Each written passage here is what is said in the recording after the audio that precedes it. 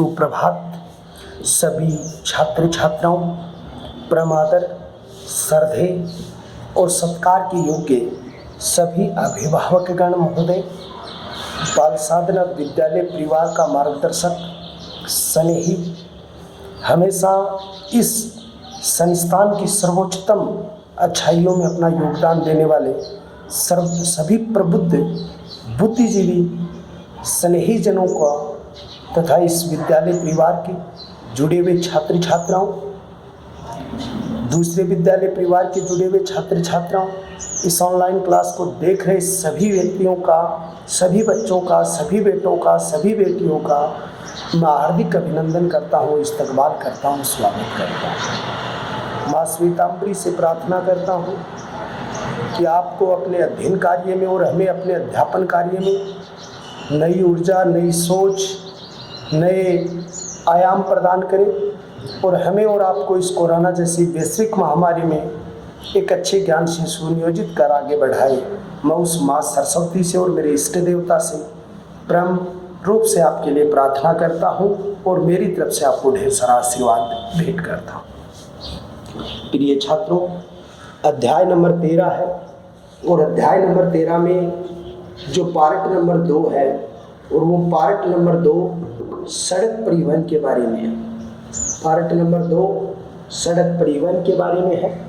सड़क परिवहन की कुछ श्रेष्ठ योजनाएं हम इसके अंतर्गत पढ़ेंगे।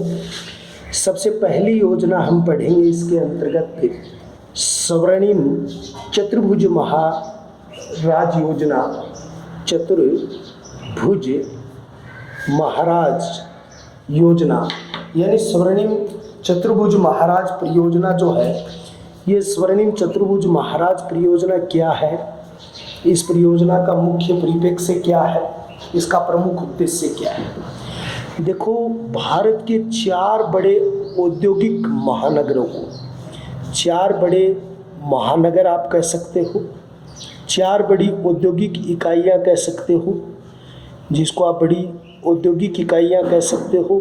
भारत के 4 सर्वश्रेष्ठ राज्यों की राजधानियाँ कह सकते हो। इस तरीके से उन चारों को व्यावसायिक दृष्टिकोण से, व्यावसायिक औद्योगिक दृष्टिकोण से, व्यावसायिक दृष्टिकोण से, औद्योगिक दृष्टिकोण से और एक सम्मिलित रूप से सहयोग के रूप में उनको जोड़ना स्वर्णिम चतुर्भुज महाराज योजना कहलाती है। इस स्वर्णिम चतुर्भुज में यहाँ ऊपर ही ऊपर अगर देखा जाए तो जम्मू एंड कश्मीर क्षेत्र है, जम्मू कश्मीर है। यहाँ पर देखा जाए तो यहाँ पर कन्याकुमारी है मद्रास क्षेत्र में। यहाँ पर देखा जाए तो मुंबई और गुजरात क्षेत्र का जो इलाका है, और यहाँ पर अगर देखा जाए तो कोलकाता क्षेत्र का हिस्सा है। इन चारों महानगरों को आपस में जोड़ना ही क्या कहलाता है, स्वर्णिम चतुर्भुज कहलाता है। इन संपूर्ण राजमार्गों की जो लंबाई है, वो संपूर्ण राजमार्गों की लंबाई 5846 किलोमीटर इसकी संपूर्ण लंबाई है। राजस्थान से ये 574 किलोमीटर क्षेत्र को कवर करता है, 574 किलोमीटर में निकलता है। जहाँ पर जम्मू एंड कश्मीर से लेके कन्याकुमारी तक और कोलकाता से लेके मुंबई तक जो ये बीच का आपका सर्किट बनता है, जो बीच का आपका क्षेत्र विकसित होता है, उस क्षेत्र को आप किसके नाम से जानते हैं? कानपुर के नाम से आप उसको संबोधित करते हैं। कानपुर शब्दावली से उसे संबोधित किया जाता है। इस परियोजना के तहत 2 सर्वश्रेष्ठ गलियारे विकसित किए गए हैं।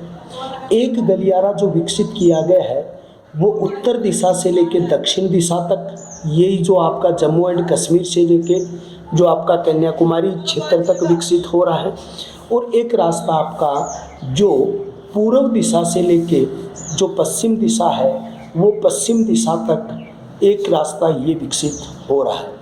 ये 2 गलियारे विकसित किए गए हैं। इन दोनों गलियारों में ये तो स्टार्ट होता है जम्मू कश्मीर कह सकते हो आप, श्रीनगर से कन्याकुमारी तक, और ये जो आपका पोरबंदर यहाँ पर गुजरात क्षेत्र है, जो एक व्यापारिक क्षेत्र में आता है, सीमेंट उद्योग के क्षेत्र में भी आपको मैंने पढ़ाया था। तो पोरबंदर जो क्षेत्र है, पोरबंदर क्षेत्र का जो हिस्सा है वो गुजरात क्षेत्र है। तो गुजरात से लेकर ये जो साइड है वो कहाँ तक है, सिलचर क्षेत्र है, और सिलचर किसका हिस्सा, असम का है। इस प्रकार दो सर्वश्रेष्ठ गलियारे विकसित हुए हैं। और एक बात और की जाए, देखो अगर आपको एक बात पूछी जाए, इस स्वर्णिम चतुर्भुज योजना का मुख्य उद्देश्य 4 बड़े महानगरों, 4 बड़ी औद्योगिक इकाइयों, 4 बड़े राजधानियों को जोड़ना है। स्वर्णिम चतुर्भुज की शुरुआत जम्मू कश्मीर से कन्याकुमारी, मुंबई से कोलकाता है। इसका पूरा क्षेत्रफल 5846 किलोमीटर है, राजस्थान से 574 किलोमीटर है। इससे उत्तर से दक्षिण का जो इलाका और पूर्व से पश्चिम का जो इलाका है, पश्चिम से सिलचर क्षेत्र से पूर्वी क्षेत्र तक अगर आता है, पोरबंदर तक, और इधर जम्मू कश्मीर से कन्याकुमारी तक ये विकसित होता है। इस स्वर्णिम चतुर्भुज योजना के नाम से इसको जाना जाता है। दूसरी बात देखिए बच्चों, अगर आपसे एक बात पूछी जाती है कि स्वर्णिम चतुर्भुज महाराज योजना या स्वर्णिम चतुर्भुज जो परियोजना है वो परियोजना कब शुरू हुई, इसका कार्यकाल कब तक था, कब तक ये योजना विकसित होनी चाहिए थी, कब तक ये संचालित होनी चाहिए थी। तो हमारी जो स्वर्णिम चतुर्भुज परियोजना है उसकी शुरुआत जो है वो शुरुआत कब से थी, 2001 ईस्वी के अंतर्गत थी। 2001 से 12 तक ये स्वर्णिम चतुर्भुज योजना है वो विकसित होनी चाहिए थी, इसका जो कार्यकाल था।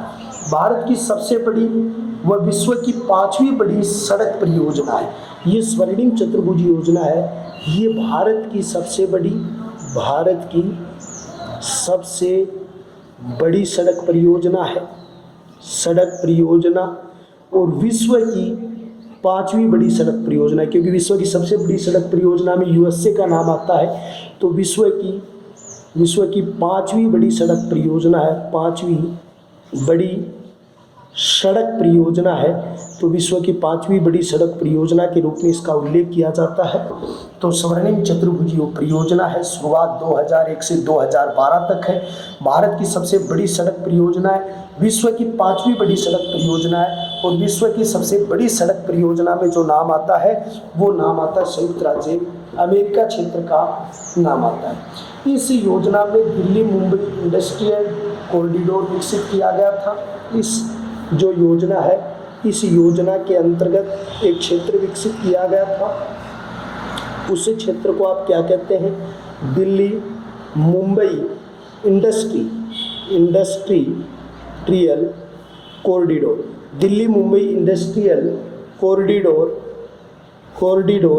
विकसित किया गया था। तो दिल्ली मुंबई इंडस्ट्रियल कॉरिडोर के रूप में विकसित किया गया था। और ये दिल्ली मुंबई इंडस्ट्रियल कॉरिडोर जो है वो किसके सहयोग से विकसित किया गया था, जापान के सहयोग से विकसित किया गया था, या जापान के सहयोग से ये संचालित हुआ था। इसके अंतर्गत जो खर्चा हुआ था वो कितना हुआ था, 100 अरब डॉलर, यानी कि इसका खर्चा रखा गया था, इतना व्यय इसके ऊपर किया गया था। अगर इसके अंतर्गत देखा जाए, इस कॉरिडोर का जो इलाका है उस कॉरिडोर में 39% जो क्षेत्र आता है वो 39% क्षेत्र किसका शामिल होता है, राजस्थान का शामिल होता है, या राजस्थान आता है। 38% क्षेत्रफल जो आता है वो 38% क्षेत्रफल जो जिसके अंतर्गत ये विकसित हुआ कॉरिडोर वो कहाँ पर आता है, गुजरात क्षेत्र में आता है। और इस स्वर्णिम चतुर्भुज के अंतर्गत जो कॉरिडोर व्यवस्था विकसित हुई है उसमें राजस्थान के 13 औद्योगिक क्षेत्र विकसित हुए हैं। कितने क्षेत्र विकसित हुए, 13 औद्योगिक क्षेत्र व 2 निवेश क्षेत्र विकसित हुए हैं। कितने निवेश क्षेत्र हुए हैं, 2 निवेश क्षेत्र विकसित हुए हैं। अगर इस कॉरिडोर की अगर जो लंबाई देखा जाए, जो स्वर्णिम चतुर्भुज का हिस्सा है, अगर इसकी लंबाई देखी जाएगी तो इसकी कुल लंबाई जो है वो कुल लंबाई है 1483 किलोमीटर है। इसकी कुल लंबाई कितनी है, 1483 किलोमीटर है। और राजस्थान में इसकी लंबाई जो आपकी आती है वो राजस्थान में 578 किलोमीटर इसकी क्या आती है, लंबाई आती है। तो ये सारी चीज़ें इसके अंतर्गत आती हैं। तो स्वर्णिम चतुर्भुज परियोजना आती है, इसकी शुरुआत 2001 से 12 तक आती है। भारत की सबसे बड़ी सड़क परियोजना है, विश्व की 5वीं बड़ी सड़क परियोजना की, विश्व की सबसे बड़ी सड़क परियोजना के अंतर्गत नाम आता है, वो विश्व की सबसे बड़ी सड़क परियोजना में यूएस से आता है। इस योजना के अंतर्गत दिल्ली मुंबई इंडस्ट्रियल कोर, ये इस योजना का हिस्सा है। इसी योजना में, और ये किसके सहयोग से संचालित हुई थी? जापान के सहयोग से हुई थी।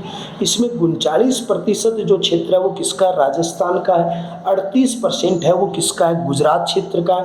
और 13 इसमें राजस्थान के औद्योगिक जैसे नीमराना है, टपुकड़ा है, भिवाड़ी क्षेत्र है, अलवर क्षेत्र के जो जोन विकसित हुए हैं, और 2 निवेश क्षेत्र जहां पर पूंजी निवेशित की जाती है। और इसकी कुल लंबाई जो 1483 किलोमीटर है, और राजस्थान में इसकी लंबाई है वो 578 किलोमीटर जो है वो इसकी लंबाई जो है वो विकसित होती है। तो ये 2 चीज़ें आपकी जो विकसित हुई हैं, तो ये कॉरिडोर भी इसी का हिस्सा है। लेकिन अब एक चीज़ मैं आपको और बताऊँ कि आपने 2 चीज़ पढ़ी कि ये तो इससे कॉरिडोर विकसित हुआ, लेकिन एक चीज़ आपने ये पढ़ी कि ये भारत का उत्तरी क्षेत्र है, ये भारत का दक्षिणतम क्षेत्र है, ये भारत का पूर्वोत्तम क्षेत्र है, ये भारत का ये पूर्वोत्तम और ये पश्चिमतम क्षेत्र है।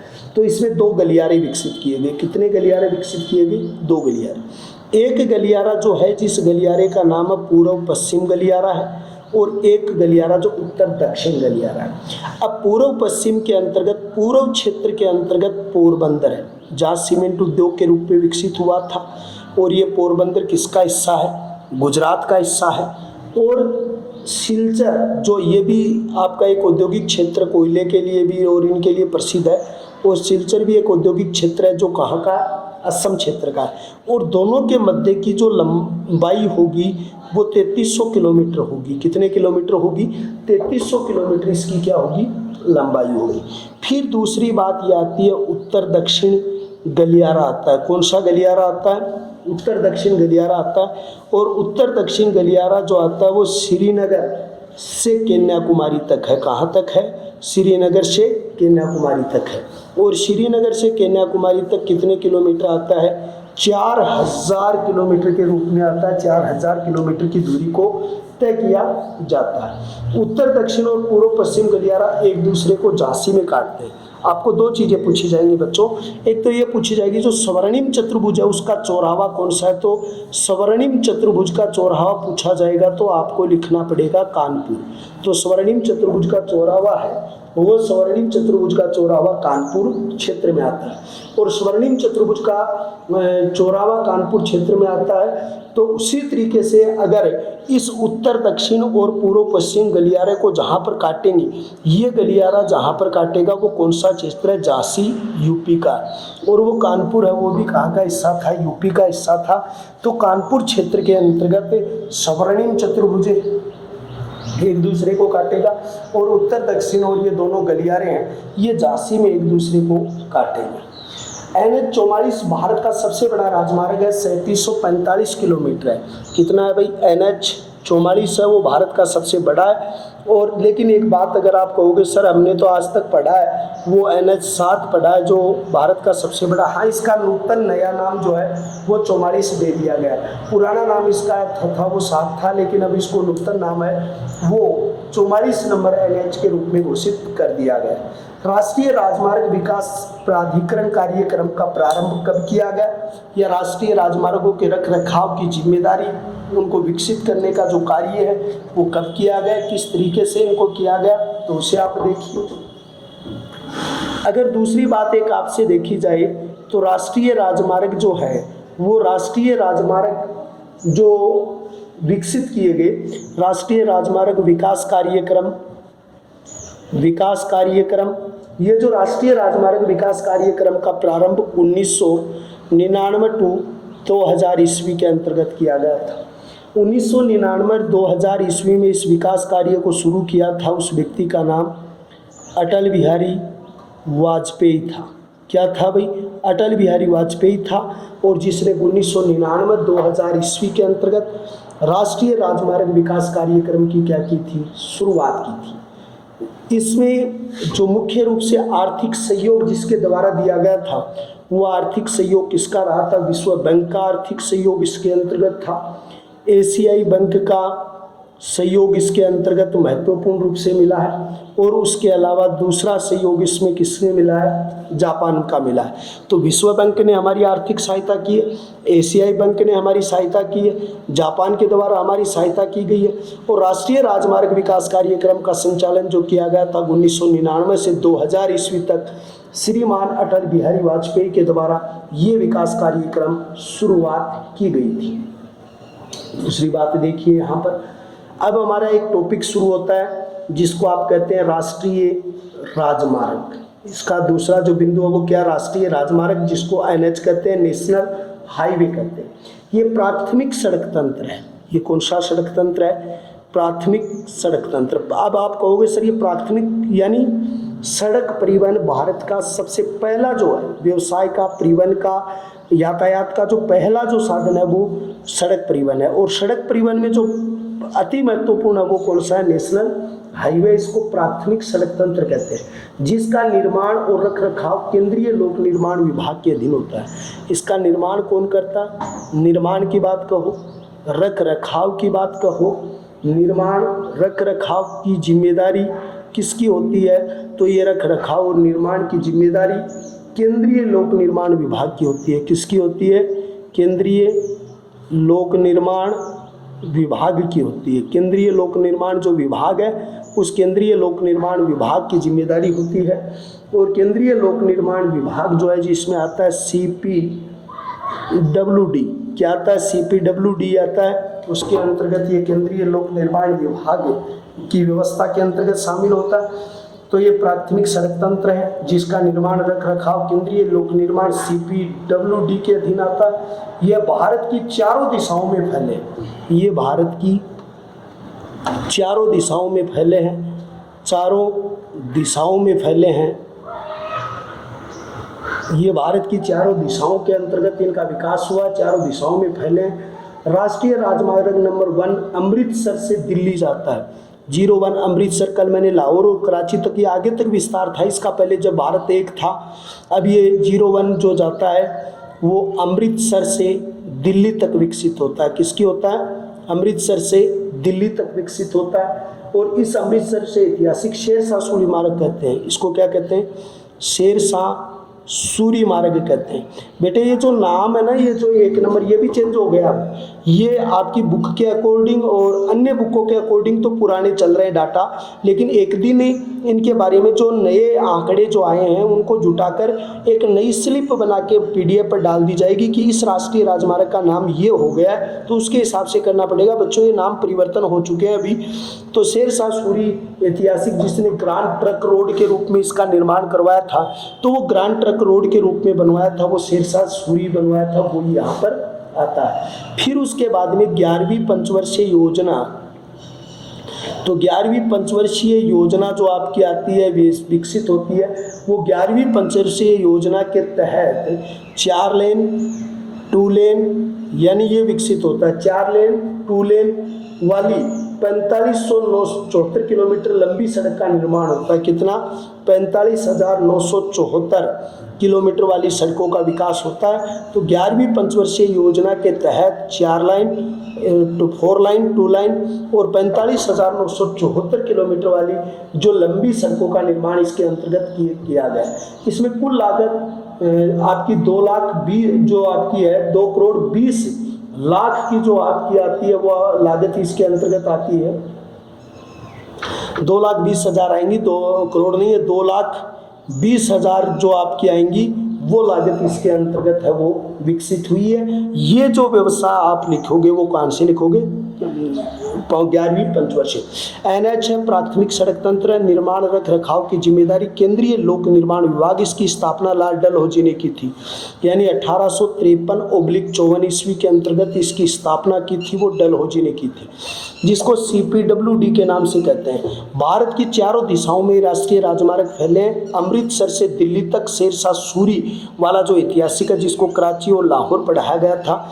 11वीं पंचवर्षीय योजना के तहत 4 लाइन टू लाइन। हाँ, एक चीज़ और है कि कुछ जैसे राष्ट्रीय राजमार्ग नंबर जो 8 था अब नया 48 हो गया शायद उसका, तो उसको 8 लाइन 6 लाइन भी कर दिया गया कुछ राष्ट्रीय राजमार्गों को। और 11वीं पंचवर्षीय योजना के तहत ये किया गया था। 45,974 किलोमीटर इसका विकास हुआ था और इस पर जो लागत राशि आई थी वो 2,20,000 करोड़ की इसके ऊपर क्या थी, लागत राशि के रूप में वो विकसित हुआ था। दूसरी योजना इसके अंतर्गत बनी थी प्रधानमंत्री सड़क योजना। अगली योजना इसके अंतर्गत आती है वो आती है प्रधानमंत्री सड़क योजना, सड़क परियोजना। ये प्रधानमंत्री सड़क परियोजना क्या थी? प्रधानमंत्री सड़क योजना की शुरुआत जो हुई है वो शुरुआत 25 दिसंबर, क्योंकि इस दिन अटल बिहारी वाजपेयी का जन्मदिन आता है तो 25 दिसंबर को क्रिसमस डे भी आता है और इस दिन अटल जी का जन्मदिन आता है। अटल जी जो पूर्व बीजेपी के ओर से प्रथम प्रधानमंत्री बने थे, राष्ट्र कवि के रूप में भी थे और जिनका नाम था श्रीमान अटल बिहारी जी वाजपेयी जो हैं, उस अटल बिहारी वाजपेयी के जन्मदिवस पर शुरू हुई थी ये। 100% केंद्र सरकार की योजना थी। अगर देखा जाए तो 100% केंद्र सरकार की परियोजना है, केंद्र सरकार की योजना के रूप में विकसित हुई है। और अगर बात की जाए 2001 की जनगणना के अनुसार, यानी 2001 की जनगणना के आधार पर, यानी कि उसके आधार पर जो 2007 तक सामान्य क्षेत्र में, अब देखो 2001 की जनगणना तो इसका आधार होगा, अटल जी के जन्मदिवस पर होगी, 100% केंद्र सरकार की होगी, ये सारी व्यवस्थाएं उसके अंतर्गत लागू होंगी। लेकिन इसमें क्या कहा गया वो देखिए, जहां पर 500 की आबादी सामान्य क्षेत्र में, जो समतल क्षेत्र हैं और जिनका भूभाग उबड़ खाबड़ नहीं है, उस सामान्य क्षेत्र में 500 की आबादी होनी चाहिए। कितनी आबादी होनी चाहिए? 500 की। अगर पहाड़ी इलाका है जहाँ पर आदिवासी हैं, विकास नहीं है, जहाँ पर मरुस्थलीय विस्तार ज़्यादा है, तो मरुस्थलीय, आदिवासी और पहाड़ी इलाकों में 250 तो जो 250 की जनसंख्या वाले क्षेत्र हैं उसको सड़क योजना से जोड़ा गया है। उनको किससे जोड़ा गया है? सड़क परियोजना से उनको जोड़ा गया है। तो 500 की आबादी सामान्य क्षेत्र में, 250 की आबादी पहाड़ी और आदिवासी मरु सड़क परियोजना के रूप में, यानी उनको जोड़ा गया। वर्ष 2015-16 में 60% केंद्र सरकार, 40% राज्य सरकार द्वारा व्यय किया जाएगा। 2015-16 के अंतर्गत की बात की जाए तो 60% है वो किसके द्वारा जोड़ा जाता है? केंद्र सरकार के द्वारा। किसके द्वारा? केंद्र सरकार के द्वारा 60% क्षेत्र उसके अंतर्गत जोड़ा जाता है। 40% क्षेत्र जो है वो 40% क्षेत्र है वो राज्य सरकार के द्वारा जोड़ा जाता है। किसके द्वारा? राज्य सरकार के द्वारा। राज्य सरकार उसमें 40% योगदान देगी। 2015-16 के हिसाब से 60% योगदान जो हमारा है वो केंद्र सरकार के द्वारा दिया जाएगा। तो ये सारी क्षेत्रीय व्यवस्थाएं जो है वो इसके अंतर्गत विकसित होती है। दूसरी बात ये आती है भारत निर्माण योजना। तो भारत निर्माण योजना के अंतर्गत एक नई योजना विकसित हुई भारत के राष्ट्रपति के द्वारा। उस समय अगर बात की जाए तो ये 2005 के राष्ट्रपति APJ अब्दुल कलाम हुआ करते थे। तो भारत के राष्ट्रपति द्वारा 25 फरवरी 2015, कितनी तारीख को शुरू हुई है? 25 फरवरी 2015 को, फरवरी 2015, तो 25 फरवरी 2015 को यानी इसकी शुरुआत की गई थी। ये प्रधानमंत्री सड़क योजना का भाग है, यानी ये जो आपकी आती है वो प्रधानमंत्री सड़क योजना का PMKY जो है प्रधानमंत्री सड़क योजना के हिस्से के अंतर्गत आती है। PM सड़क योजना का ही एक भाग है। इसके तहत क्या किया गया था? 1000 की जनसंख्या सामान्य क्षेत्र में रखी गई थी। कितनी जनसंख्या रखी गई थी?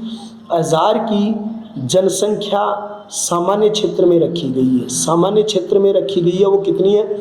1000 की जनसंख्या सामान्य क्षेत्र के अंतर्गत रखी गई है। मरु, पहाड़ी और जनजाति में 500। मरुस्थलीय क्षेत्र है, पहाड़ी क्षेत्र है, तो पहाड़ी क्षेत्र है, मरुस्थलीय क्षेत्र है और आदिवासी क्षेत्र जो है उस आदिवासी क्षेत्र में 500 की आबादी वाले जो भी हैं उसको 2009 तक 12 मासी सड़कों से जोड़ा जाएगा। कितनी ईस्वी तक? 2009 तक कितने से जोड़ा जाएगा? 12 मासी जो सड़क हैं, 12 महीनों जो विकसित होने वाली सड़क हैं उनसे इनको जोड़ा जाएगा। तो पहली आपकी आ गई प्रधानमंत्री सड़क योजना, दूसरी भारत निर्माण योजना, भारत के राष्ट्रपति द्वारा 25 फरवरी 2015 को इसे संचालित किया गया। प्रधानमंत्री सड़क योजना को 1000 की जनसंख्या सामान्य क्षेत्र में जो जहाँ पर लागू होगी और आदिवासी क्षेत्रों में जहाँ 500 की जनसंख्या आएगी, 2009 तक इसे पूर्ण रूप से बारहमासी सड़कों के रूप में इनको जोड़ना इनका प्रमुख क्या था, दायित्व के रूप में इनको विकसित किया गया था। उसके बाद में एक योजना और विकसित हुई थी और उस योजना का नाम था हरित सड़क योजना। कौन सी योजना है? हरित सड़क योजना है। और हरित सड़क योजना किसके अंतर्गत आती है? राष्ट्रीय ग्रामीण नरेगा जिसको आप कहते हैं, राष्ट्रीय ग्रामीण, इसके अंतर्गत ग्रेवल सड़कों का निर्माण हुआ था। राष्ट्रीय ग्रामीण रोजगार गारंटी के तहत यानी राष्ट्रीय रोजगार गारंटी के तहत राजमार्ग और मुख्य जिला सड़कों को WD द्वारा सुदृढ़ीकरण करना, चौड़ाई करना, उनकी डामरीकरण और सार्वजनिक निर्माण है विभाग द्वारा किया जाएगा। डामरीकरण इसका जो आएगा PWD द्वारा किया जाएगा। 2013 तक 15,969 करोड़ रुपए इसके ऊपर क्या किए जाएंगे? वे किए जाएंगे। इतना इसके ऊपर क्या आ जाएगा? खर्च आ जाएगा। इसका मुख्य कारण क्या? राजमार्ग व जिला सड़कों को जोड़ना। किसको जोड़ना है? जिला सड़कों को जोड़ना है। और जिला सड़कों को किससे जोड़ना है? राजमार्गों से जोड़ना है। किससे जोड़ोगे आप? राजमार्गों से जोड़ोगे, जिला सड़कों को जोड़ोगे। अब जिला सड़कों को जब आपने राजमार्ग से जोड़ा तो उसमें क्या करेंगे? एक तो ये जो सड़कें हैं उनकी चौड़ाई आप बढ़ाएंगे। चौड़ाई बढ़ाने के कारण क्या करेंगे? सुदृढ़ीकरण करेंगे। इनको सड़कों का आप क्या करेंगे? सुदृढ़ीकरण करेंगे। तो एक तो सड़कें चौड़ी कर देंगे, एक जो सड़कें बनाई जाएंगी उनका सुदृढ़ निर्माण उसके द्वारा किया जाएगा। लेकिन ये केवल कच्ची सड़कें बनेंगी, जो नरेगा वाली जो बनेंगी ये केवल कच्ची सड़कें होंगी, क्योंकि इनका डामरीकरण किया जाएगा वो PWD के द्वारा किया जाएगा। PWD का अर्थ होता है सार्वजनिक जो निर्माण विभाग है, उस सार्वजनिक निर्माण विभाग के द्वारा क्या किया जाएगा? इसका वे किया जाएगा। 2013 तक जो इसका आंकड़ा रखा गया था वो 2013 का 15,969 करोड़ रुपए इसके ऊपर क्या होंगे? खर्च होंगे। अगर राजस्थान परिप्रेक्ष्य की बात की जाए तो राजस्थान से 7 NH गुजरते हैं। राजस्थान से कितने NH गुजरते हैं? तो 7 NH जो हैं वो राजस्थान से गुजरते हैं। सबसे महत्वपूर्ण और व्यस्त राजमार्ग NH 8 है, जो 48 हो गया। अब सबसे महत्वपूर्ण व नूतन, सबसे महत्वपूर्ण व नूतन, या आप कह सकते हैं सबसे महत्वपूर्ण व व्यस्त कहो इसको। व्यस्त NH कौन सा? 8 है, जो राजस्थान से गुजरता है। लेकिन हाल ही में इसका नाम बदलकर कितना कर दिया? NH 48 कर दिया गया। जो NH 8 था उसका नाम बदलकर NH 48 के नाम से व्यवस्थित कर दिया। ये राजस्थान के 7 जिलों से गुजरता है। कौन कौन से जिले हैं वो देखिए। अलवर से गुजरता है, औद्योगिक क्षेत्र है। जयपुर से गुजरता है, औद्योगिक क्षेत्र है। अजमेर से गुजरता है, औद्योगिक क्षेत्र है। भीलवाड़ा से गुजरता है, औद्योगिक क्षेत्र है। चित्तौड़गढ़ से गुजरता है, औद्योगिक क्षेत्र है। उदयपुर से गुजरता है, औद्योगिक क्षेत्र है। डूंगरपुर से गुजरता है, जो इतना औद्योगिक नहीं है पर वहाँ से गुजरात जाने के लिए। तो 1 2 3 4 5 6 और 7 राज्यों से होके गुजरात चला जाता है। आज इसका नाम NH 48 हो गया है। और कहा जाता है इसमें 6 से 8 लाइन में परिवर्तन हो गया।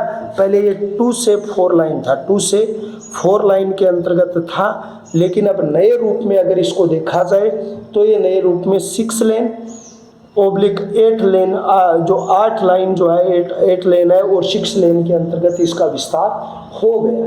राष्ट्रीय राजमार्ग सुरक्षा की दृष्टि से काफ़ी महत्वपूर्ण है। ये NH है वो सुरक्षा के दृष्टिकोण से, क्योंकि वहाँ पर 4 लाइन जहाँ पर विकसित होती हैं, 6 लाइन विकसित होती हैं, 8 लाइन विकसित होती हैं, तो वो एक सुरक्षा के दृष्टिकोण से काफ़ी महत्वपूर्ण रूप से यानी कि यहाँ पर विकसित होते हैं या उनका विकास होता है। दूसरी बात ये आती है, उसके अलावा राष्ट्रीय राजमार्ग आगरा से भरतपुर, दौसा, सीकर होता हुआ बीकानेर तक जाता है। तो ये राष्ट्रीय राजमार्ग जो 11 पुराना जो है 11 जो है NH 11 जो है वो सुरक्षा की दृष्टि से काफ़ी महत्वपूर्ण है। इसका नूतन नाम परिवर्तन हुआ है, वो भी आपको मैंने कहा कि PDF के माध्यम से भेजेंगे। आगरा, जयपुर, दौसा, सीकर तक होता हुआ बीकानेर तक जाता है। कितने तक आता है? तो आगरा तक आता है। आगरा से भरतपुर से दौसा तक जाता है, जयपुर तक जाता है, सीकर तक जाता है और उसके अलावा बीकानेर तक पहुंचता है। तो आगरा से भरतपुर, भरतपुर से दौसा, दौसा जयपुर, सीकर और बीकानेर तक जाता है।